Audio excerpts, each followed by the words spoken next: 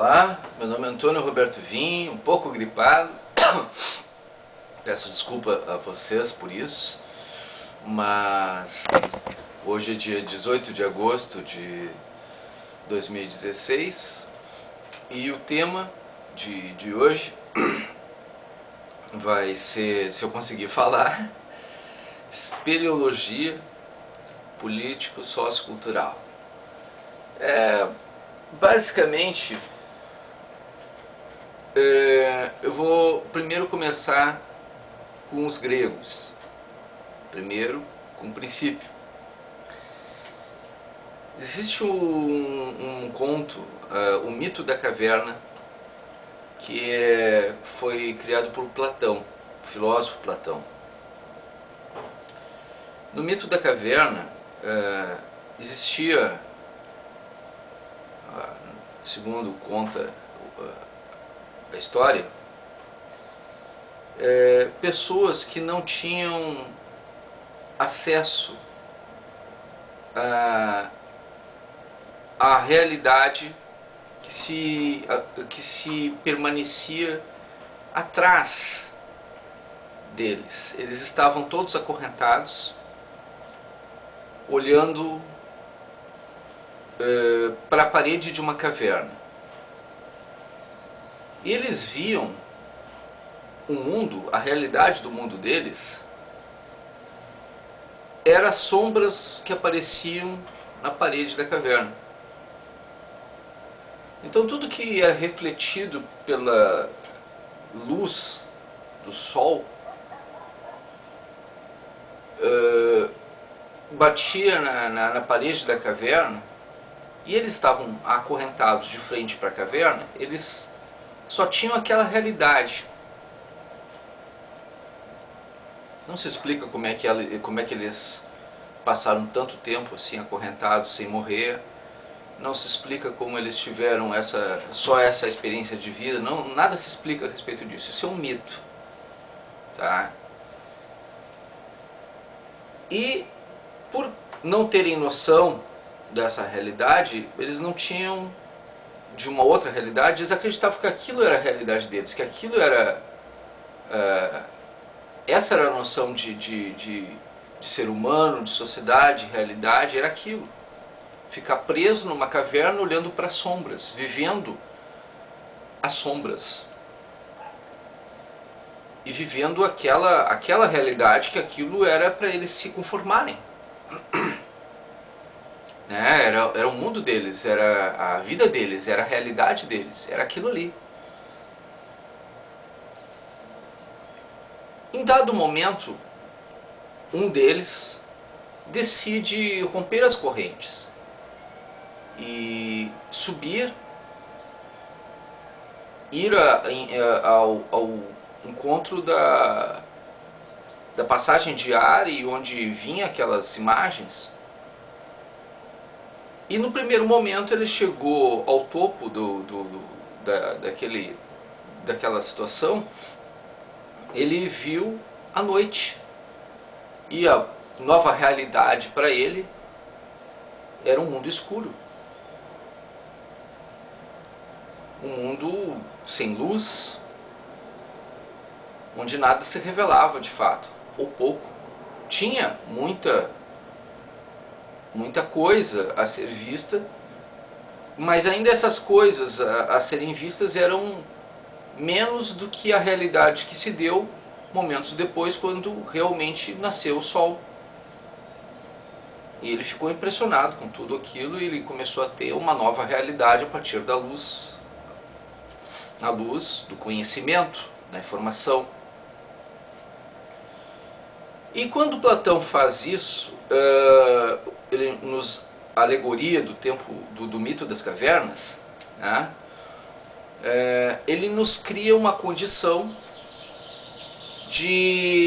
da possibilidade, a moral disso tudo é de que a gente pode ter uma impressão errada por viver nas sombras, por viver acorrentado, por viver em mentiras, e sobre o reflexo de coisas que a gente não imagina que estejam ali. elas são distorcidas, a realidade é distorcida, as informações são distorcidas. A gente via o mundo pela fogueira que batia e refletia na parede da caverna, a luz da fogueira, a luz do dia que refletia, mas não a realidade. Eram reflexos. Hoje nós temos o mito moderno da caverna, onde nós vivemos sobre reflexo de imagens que nos são passadas pelas redes sociais, pelos fakes, pelos wax. Para quem não sabe, fake é falso, wax é uma falsa verdade, é o que chamariam os gregos antigos de sofismas. São falsas verdades, eles são 99% verdade e 1% mentira, mas esse 1% é distorcido, invertido, para que te induza ao erro e faça tu agir de uma forma que eles querem, que conduzam. Então, como diria Bourdieu, não existe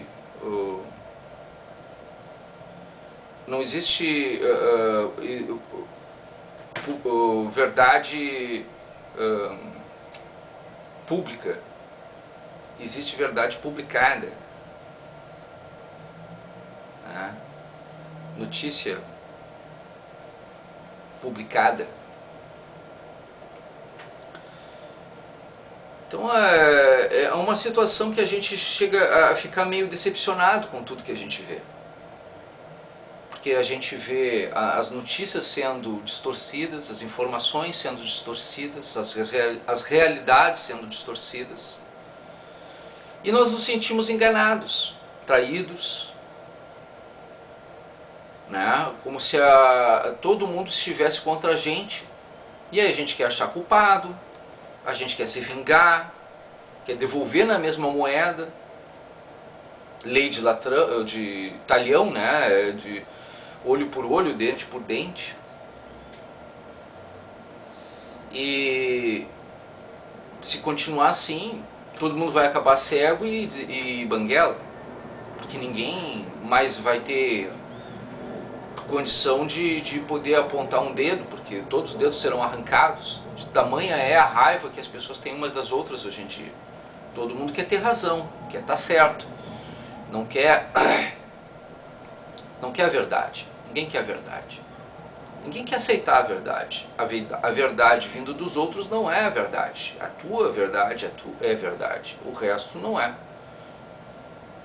Onde nós estamos com a sensação de termos uma cama dentro de uma biblioteca, que é o Facebook, o YouTube, o LinkedIn, o Wikipédia, a internet como um todo, Mr. Google.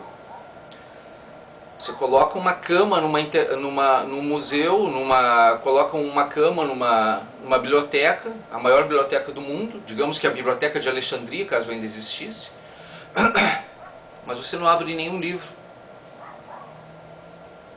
Ou todos os livros que você abre são somente aqueles com figurinha, não abre os com texto.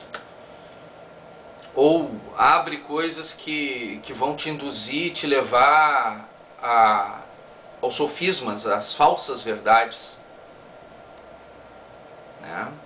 Os sofistas eram aqueles que inventavam verdades em troco de dinheiro. Aí eles faziam alguma coisa que mais cedo ou mais tarde, que seria discutido amplamente, mas que era falha, tinha uma falha, eles sabiam qual era a falha. Mas eles te vendiam aquilo porque aquilo ia fomentar a discussão. E aí eles ganhavam o ganha-pão deles dessa maneira. Não eram filósofos de verdade, eles se vendiam o seu conhecimento para induzir ao engano. Como hoje acontece com jornalistas, com advogados, com juízes, com políticos. E tudo isso para induzir as pessoas ao erro, para que elas possam ter poder. essas pessoas ou outras pessoas que pagam essas pessoas. Então, quando você chega a essa realidade, você fica decepcionado com todo mundo que te cerca. E cabe a necessidade a gente ter ou uma tocha, ou uma lanterna, uma vela que seja, e fazer um pouco de espeleologia. Buscar ranhuras na caverna, encontrar fontes de vento, de ar, respirar um pouco mais fundo e ver de onde está vindo o vento, onde a gente possa ter luz, quebrar as nossas correntes e tentar subir, escalar a realidade, para poder encontrar uma brecha onde a gente possa sair, e mesmo que seja de noite, a gente aguarde o momento certo para ver a luz do sol, a luz da verdade. Isso nos tempos de hoje se faz necessário. Como é que nós vamos fazer isso? De que maneira nós vamos fazer isso? O primeiro passo que você deve fazer para poder modificar essa realidade toda é sempre buscar fonte de informação. Ver se ela tem credibilidade, se ela é séria, se ela é idônea, ou se ela tem alguma ideologia por trás, se há algum processo ideológico por trás. Se ela visa poder a qualquer custo, se ela visa conquistar e se manter no poder a qualquer custo. E se essa situação é de fato democrática, ou se apenas está criando uma condição, uma situação, para ali criar um sofisma, uma sombra, um wax, uma mentira. Seja o nome que for,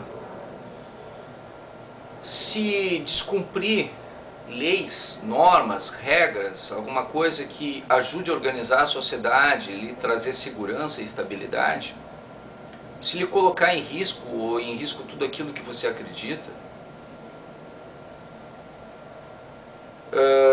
o mundo, a realidade que te cerca, para criar uma realidade nova ao modo e ao jeito de algumas pessoas que essas pessoas desejam, por mais que pareça boa intenção, pode não ser. Existem normas que foram criadas exatamente para que a gente respeite a lei. E há necessidade, às vezes, do poder de polícia para a gente poder defender a pátria, defender a nação. Às vezes há necessidade de a gente dar limite, dizer não, basta, chega. Porque se você não tem a liberdade para poder buscar a verdade, buscar a luz, buscar a informação, buscar o acesso ao conhecimento, se as pessoas querem a todo custo fazer com que você não tenha direitos, que prefiram uma ditadura ideológica, uma linha só de pensamento, um só comportamento, e que esse comportamento tenha que ser ou de um jeito ou de outro, não importa o lado que venha, se é direita ou se é esquerda. Eu não quero ser governado por uma ditadura, eu quero democracia de verdade. E para ter democracia de verdade, eu preciso respeitar o outro e ser respeitado. O limite disso é a lei, é a norma. E quando alguém induz as pessoas à violência civil, à guerra, ela perdeu as noções do limite, as noções da realidade. Guerra não é bom nem para a esquerda nem para a direita. Jogar um parente contra o outro, uma família contra a outra, um amigo contra o outro, não é bom para ninguém. Ninguém ganha com isso. Ao longo desses últimos anos, o governo do PT fez com que até a cor vermelha fosse odiada. A cor do meu time, Esporte Clube Internacional, eu sempre fui colorado. Mas hoje as pessoas odeiam o vermelho. As pessoas odeiam simplesmente por odiar. As pessoas odeiam religiões, as pessoas odeiam quem pensa diferente delas, e sombras foram criadas para que a gente tenha medo de tudo, inclusive da própria sombra. Esse ódio desmedido foi implantado na gente durante muitos anos. E nos próximos dias vocês verão o crescimento desse ódio. Vocês verão um ódio e um medo sendo lançado por ambos os lados. Nos próximos dias vocês verão isso. Porque o impeachment está próximo. Estamos a 10 dias do impeachment de Dilma Rousseff. É uma contagem regressiva. E diante desse quadro, diante dessa situação, agora já é 9 dias, já passou, já é 9 dias. Diante desse fato, diante dessa situação, a gente corre o risco de ser jogado contra pessoas que nos amam. Muitos de nós perderemos amigos. Independente se eles vão morrer ou não, não é o caso. Perderemos simplesmente porque eles não irão querer mais ter contato conosco. As nossas posições serão mais firmes daqui para diante. Daqui até o dia do impeachment e no dia do impeachment e logo após, muita coisa vai acontecer com muita gente, com muita família. E provavelmente, se houver invasão estrangeira, se houver guerra civil, se houver alguma coisa dessa, porque logo depois que acabar as Olimpíadas, vai acontecer um impeachment. É possível, é bem provável que aconteça o impeachment, é bem provável. E eles não vão aceitar isso. Estão indo para fora do Brasil, conclamando as outras nações a invadirem o próprio país. Estão dentro do país incitando violência de povo contra povo.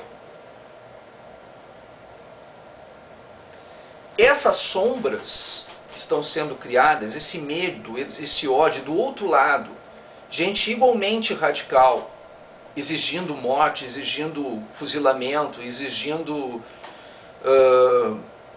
que os militares pulem quando eles querem. Os militares entrarão em ação se houver necessidade. Se houver necessidade. Quando houver necessidade. Se for o caso, eles agirão em nome do povo, em nome da nação. Mas não quando eles querem, do jeito que eles querem.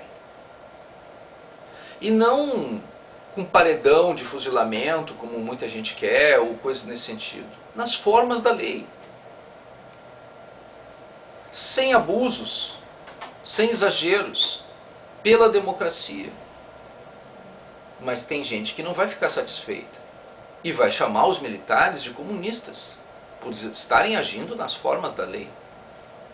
Vai chamar o governo que está no poder de comunista por não ter fuzilado as pessoas, por só ter prendido as pessoas que fossem lideranças nesse aspecto. Provavelmente é isso que vai acontecer. É muito mais provável que aconteça isso do que qualquer morte em genocídio, isso e aquilo.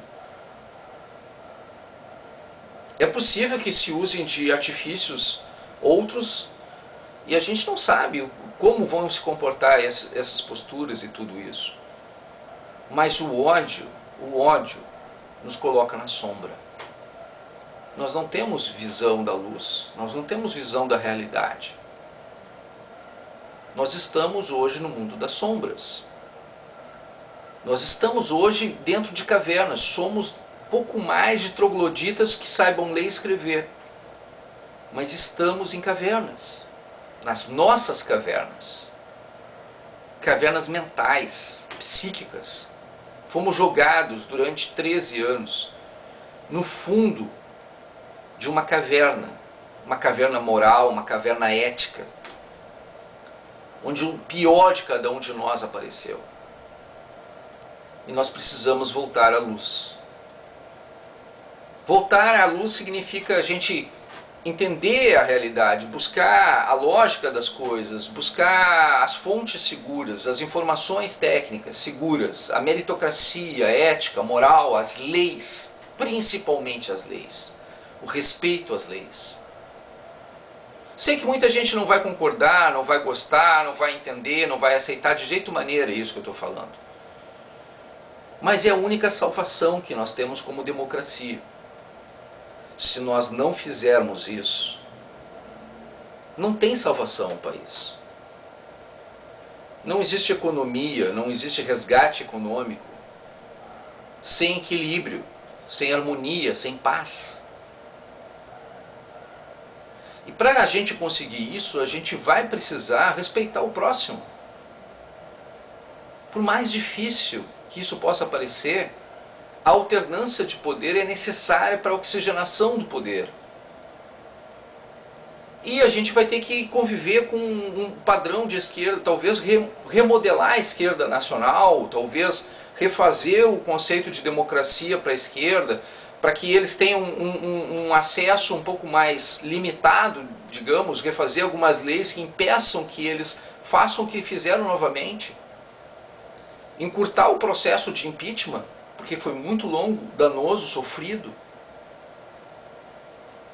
Tudo isso deve ser calculado logo em seguida que acabar essa situação toda. Porque o povo sofreu demais. É preciso uma série de reformas políticas nacionais e tudo. É necessário, sim. Mas, acima de tudo, a principal reforma de todas está em você, em mim, cada um de nós. Nós precisamos fazer uma reflexão séria sobre como nós chegamos até aqui, como nós permitimos que tudo isso acontecesse. Urge a gente fazer uma espeleologia, começar a explorar as cavernas de cada um de nós. Nós não vamos conseguir encontrar a luz se nós não soubermos tatear o caminho dentro da caverna. Muito obrigado pela atenção dispensada.